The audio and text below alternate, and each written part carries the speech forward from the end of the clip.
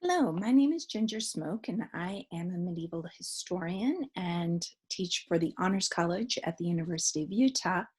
And the Tanner Humanities Center has asked me to introduce this week's National Theater at Home screening of Mary Shelley's Frankenstein and give you a couple of things to look for as you watch.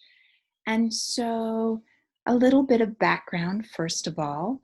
Mary Shelley created this story when she was 18 years old in 1816. She and her husband and a friend were on holiday at Lake Geneva, but because of inclement weather, they were stuck inside and were extremely bored. And so they came up with a contest to see who could come up with this scariest story. And Mary Shelley's story, she later tells us, came to her in a dream vision on one moonlit night as she looked outside her window. So she really creates this scary story that is born out of the Romantic movement of the 19th century and out of this Gothic context. But it's more than a scary story. It also is a story of unfathomable sadness caused largely by rejection. And so uh, first thing to sort of think about here or to look for, perhaps, is this romantic question about what makes us human. And so, when during the Enlightenment philosophers and thinkers really argued that man alone had mind, as Descartes had earlier said, that rationalism and reason made us human, gave us our humanity. But the Romantics of the 19th century really argued that, in fact, that had made us soulless machines and that we had lost what makes us human, which is our emotions, and that all emotions were good emotions, even those so-called negative emotions like anger and sadness. So the next thing to think about as part of the romantic context is this idea about nature. And not just that the natural world and nature was the source of beauty and goodness, in although that is true, but also that people had a nature and we shouldn't cross that nature. We shouldn't turn away from our nature.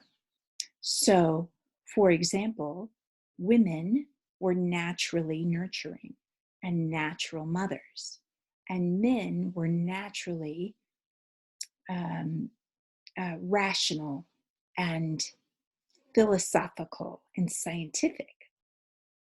So, this ultimately is a story about birth. And Mary Shelley herself was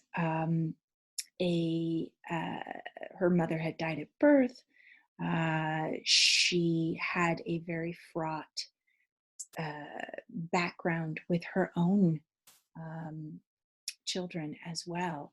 And so this is a story that is remarkably without mothers.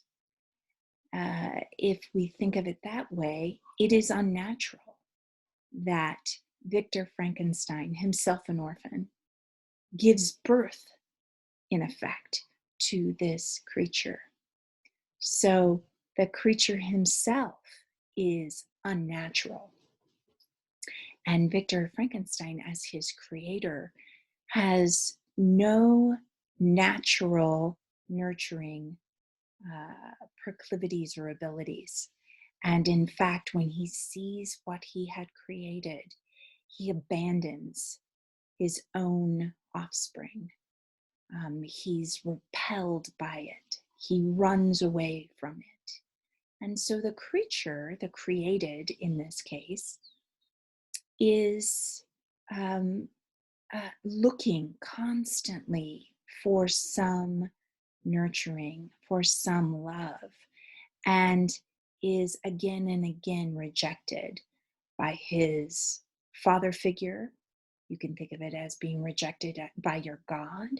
This is another thing that perhaps Mary Shelley is arguing for here, that we see this turning away from the Judeo-Christian God toward deism and a scientific clockwork God, and thinking about how that then, when the creature is abandoned by everything that he wanted love from and nurturing from, if we think about that, this is really also a commentary perhaps on the masculinization of childbirth that had started several centuries prior.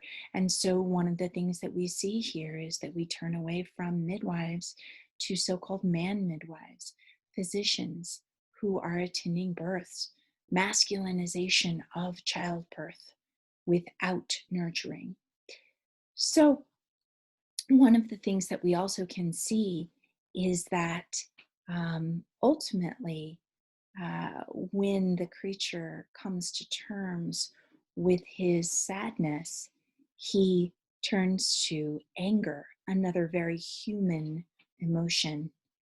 Both Victor Frankenstein and his creation, his offspring, are acting out of raw emotions, both of them then tapping into this human quality, but in an unnatural relationship.